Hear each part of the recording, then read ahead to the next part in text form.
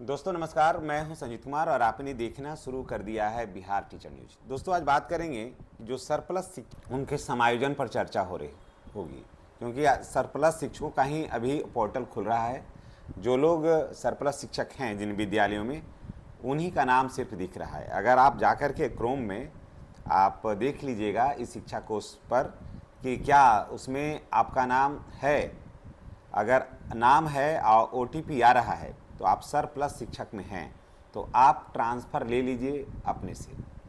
और अगर ट्रांसफ़र समय से नहीं लेते हैं और अपने से ट्रांसफ़र नहीं लेते हैं तो बाद में फिर कठिनाई भी हो सकती है। बाद में सरप्लस शिक्षक हैं तो इसका मतलब ये हुआ कि आपको तो हर हाल में वहाँ उस विद्यालय को तत्काल अभी छोड़ना होगा, बाद में जो होगा सो देखा जाएगा, लेकिन फ़िलहाल अभी आपको विद्यालय छोड़ना ही होगा। यही अभी ट्रांसफ़र का मेन नीति है कि जो आवेदन हुआ है 29 जुलाई से लेकर के 5 अगस्त तक जो प्रारंभ हुआ है आवेदन का, तो उसमें सरप्लस शिक्षक जिस विद्यालय में सरप्लस शिक्षक हैं वहाँ पर पोर्टल, वहाँ के शिक्षक देख लें खोल करके, तो उन्हीं का नाम वहाँ पर आ रहा होगा। OTP उन्हीं को प्राप्त होगा जो सरप्लस शिक्षक हैं। और सरप्लस शिक्षकों को 30 विद्यालय का ऑप्शन है रहेगा भरने के लिए। सिर्फ अपने प्रखंड को छोड़ करके बाकी सभी में आप भर दीजिए, और जो आपका सुविधा लगता है तो निश्चित रूप से आप मन माफिक जगह पर आप चल जाइएगा। और नहीं तो अगर मानते हैं कि आप नहीं भरे, सोचिएगा ना कि जो होगा देखा जाएगा, तो हो सकता है कि बेहतर भी हो जाए और नहीं तो फिर कठिनाई भी हो सकती है। यानी कि वहाँ भेजा जाएगा जहाँ पर शिक्षकों की संख्या कम है। तो देखिए अभी वही विद्यालय शो करेगा आपको जहाँ पर शिक्षकों की संख्या कम है। यानी कि जहाँ शिक्षकों की संख्या कम शो कर रही है, चाहे वो शहर का हो या देहात का हो या अर्ध शहरीय क्षेत्र हो, उस विद्यालय का नाम उसमें शो करेगा और उस विद्यालय पर आप जाकर के क्लिक कर दीजिएगा तो आपका हो जाएगा। तो इसलिए ऐसे में क्या होगा ना कि आपको ये टारगेट रहेगा कि इस विद्यालय तक हमें पहुँच है, ये विद्यालय तक हम जा सकते हैं। और मान लिया जाए कि आपने आवेदन नहीं किया, सरप्लस में नाम है और आपने आवेदन नहीं किया, ऐसा भी होता है कि नहीं करेंगे, है ना।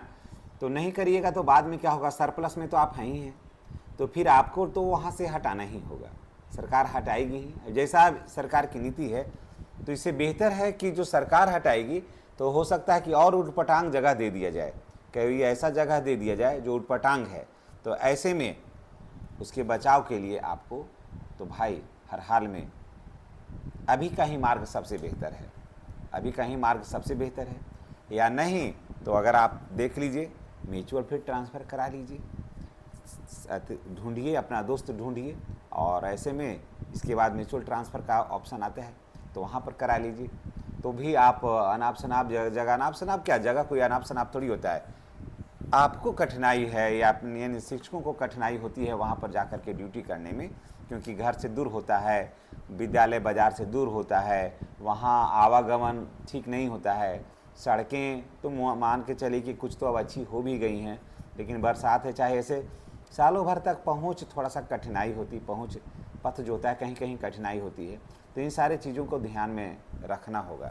तो इसलिए अभी जो सरप्लस शिक्षक हैं उनको कठिनाई है। सरप्लस में सबसे ज़्यादा नाम जो है वो विशिष्ट शिक्षकों का आ रहा है, क्योंकि विशिष्ट शिक्षक को ही सरप्लस घोषित किया गया है और वही लोग इसमें जो है वो आ रहे हैं। अब देखिए क्या है, शिक्षा विभाग ने छात्र शिक्षक अनुपात के आधार पर सरप्लस शिक्षकों के समायोजन की प्रक्रिया बुधवार को शुरू कर दी है और सरप्लस घोषित शिक्षक 5 अगस्त तक इस शिक्षा कोष पोर्टल पर ऑनलाइन आवेदन कर सकेंगे। हालांकि आवेदन की प्रक्रिया शुरू होते ही जिले के शिक्षकों में बेचैनी बढ़ गई है।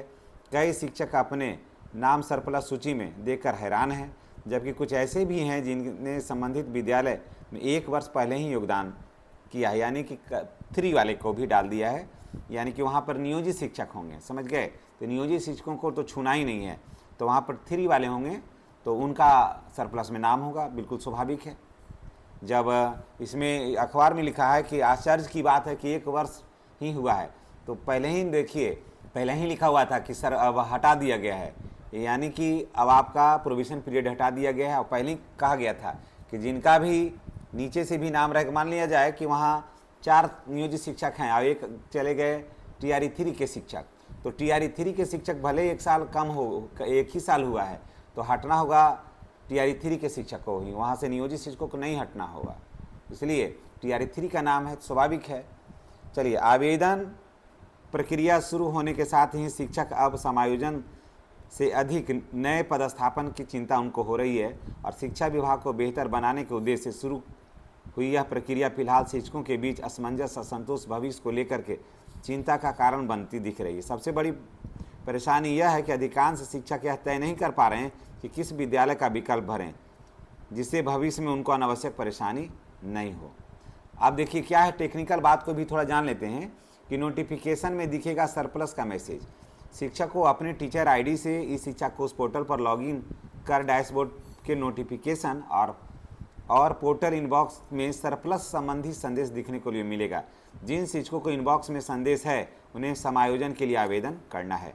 आप देख लीजिए कि क्या इनबॉक्स में संदेश है, कोई मैसेज है, तो उसमें समायोजन के लिए आप आवेदन करना होगा। विभागीय व्यवस्था के अनुसार जिन विद्यालयों में छात्र संख्या के अनुपात में शिक्षक अधिक है वहाँ 5 वर्ष या उससे अधिक समय से कार्यरत शिक्षकों को सरप्लस श्रेणी में रखा गया है।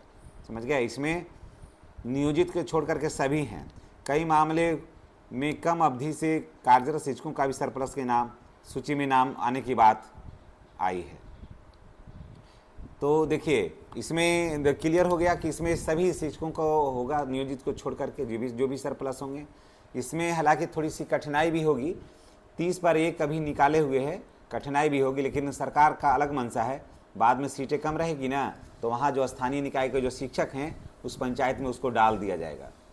स्थानीय निकाय के जो शिक्षक हैं, क्योंकि उनको तो नियोजन इकाई से बाहर उनका ट्रांसफ़र आप कर नहीं सकते हैं, तो उसी पंचायत के शिक्षक को बगल के विद्यालय में डाल दिया जाएगा।